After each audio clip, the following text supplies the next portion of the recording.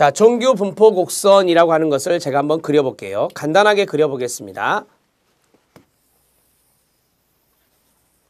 자, 여기 제일 높은 부위가 여기라고 생각하고요.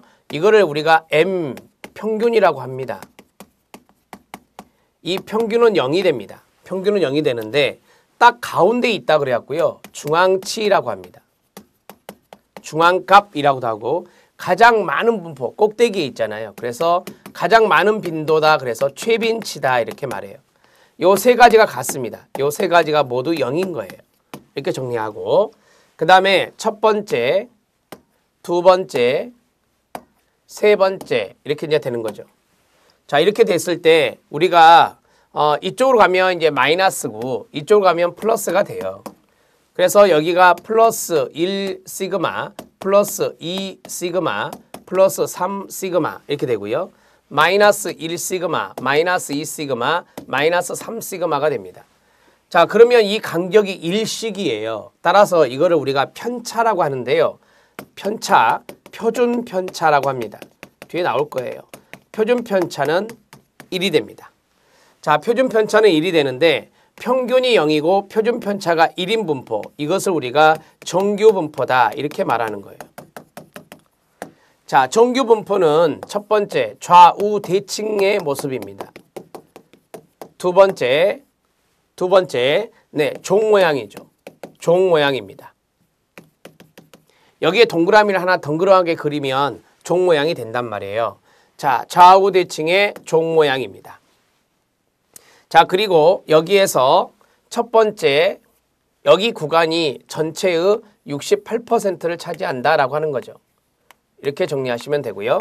그 다음에 두 번째, 자, 여기 두 번째 구간은 바로 95%를 차지한다라고 하는 거죠. 전체의 95%. 그 다음에 세 번째, 플러스 마이너스 3 시그마 이 구간이요. 이 구간은 바로 네, 99%의 분포를 보인다라고 하는 것입니다. 이렇게 정리를 하시면 돼요. 자, 여기까지 정규 분포에 대해서 말씀을 드렸습니다.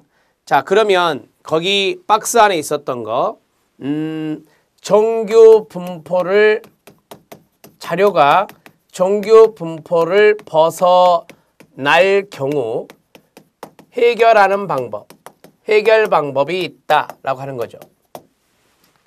첫 번째가 완곡법이다.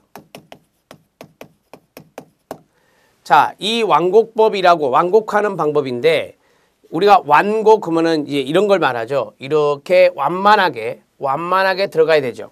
그래야 종 모양이 되니까요. 그래서 완곡하는 방법인데 자, 완곡하는 방법에서 간단하게 개념만 잡으세요. 이 점수를 더하거나 빼는 방법을 취해서 완곡화를 한다. 그 다음에 두 번째, 절미법이 있다. 절미법은 이 꼬리가 작을 때만 이 꼬리를 잘라내는 방법이다. 자, 꼬리라는 말 쓰지 말고요. 거기 보시면 어떤 단어가 있죠? 편포라는 단어가 있죠? 네, 편포. 편포의 끝부분을 잘라내는 방법입니다. 잘라내는 방법. 이것을 우리가 절미법. 한문으로 이제 꼬리 밑자를 쓰기 때문에요. 세 번째, 면적 환산법이 있다. 자, 면적 환산법은 지점수로 변환하는 것, 지점수를 찾는 방법이다라고 했잖아요. 그래서 각 점수들의 100분위를 내고 각 점수들의 100분위를 구한 후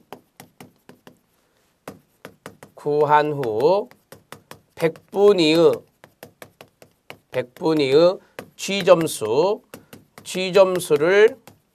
G점수로 환산, 이 환산이라는 단어를 써볼게요. G점수로 환산하는 방법. 이런 식으로 정리를 하게요. 자, G점수가 뭐냐? G점수가 나중에 이제 공식도 나오겠지만 이 G점수는 바로 정규 분포와 연관성이 있어서 평균이 0이고 표준 편차가 1인 분포 또는 표준 편차가 1인 점수를 G점수라고 합니다. 이렇게 해서 정리하시면 돼요. 자, 요 정도만 알아놓으시면 됩니다. 변산도 들어갑니다. 이 변산도의 산자가 흩어질 산자입니다. 한문으로.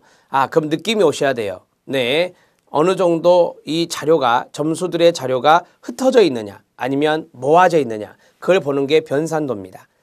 변산도란 한 집단의 점수 분포의 흩어진 정도 가로, 흩어진 정도를 요약해주는 지수를 말합니다.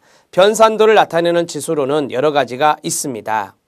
자, 거기 맨 아래 보면 6번에 각주가 붙었습니다. 어떤 집단의 심리검사 점수가 분산되어 있는 정도, 분산의 산자도 흩어진 산자를 쓰는 거예요. 분산의 동그라미, 전도를 판단하기 위해 사용되는 기준은 세 가지인데요. 대개 범위나 사분 편차나 표준 편차가 있습니다. 자, 그 이야기가 나올 거예요. 이게 이제 시험에 잘 나오니까 거기 사분 편차라는 것이 있어요. 넷으로 나눈다라고 하는 거거든요. 그래서 사분위 편차라고도 해요. 위자를 써도 되고 안 써도 됩니다. 오른쪽에 나오니까 뭐 참고만 하시죠.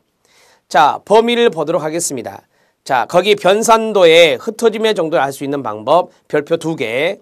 범위 2번은 사분 편차, 사분위 편차, 3번은 표준 편차입니다. 요 세 가지를 쓰셔야 된다는 거예요. 실기 때. 자, 범위는 점수 분포에 있어서 최고 점수와 최저 점수까지의 거리를 말합니다. 범위는 range라고 해서 R로 쓰고요. 자, 최고 점수 마이너스 최저 점수 플러스 1을 했습니다. 여기서 플러스 1을 해주는 이유는 최고 점수 정확 상한계와 최저 점수 정확 하한계까지의 거리가 범위를 포함한 것이다 라고 해요. 우리가 이제 보통 신장이나 몸무게를 할 때 예를 들어서 56kg이다. 정확하게 56이 아니잖아요. 56점 얼마 이렇게 되잖아요. 그래서 정확 하한계와 상한계를 우리가 어느 정도 감안해서 플러스 1을 해주자라고 하는 것이에요. 소수점을 처리하는 방법입니다. 그래서 플러스 1을 해주는 이유는 바로 거기에 있습니다. 예를 들어서 2, 5, 6, 8이 있다. 그러면 최하 점수가 2, 최고 점수는 8, 둘 빼면 6, 거기다 2를 더하면 7이 되는 거예요. 그렇게 해서 범위를 구한다라고 하는 거죠. 그런데 이 범위의 문제점은 뭔지 아십니까? 거기 가운데는 생각하지 않는 거잖아요. 처음과 끝만 생각하는 거죠. 그래서 좀 한계가 많죠. 그래서 사분위 편차라는 게 도입되는 건데 사분위 편차는 범위가 양극단의 점수에 의해 좌우된다는 단점을 가지므로 범위가 점수 분포상에서 양극단의 점수가 아닌 어떤 일정한 위치에 있는 점수 간의 거리를 비교하고자 하는 겁니다. 자, 이 녀석은요 가운데 것을 생각하는 거예요.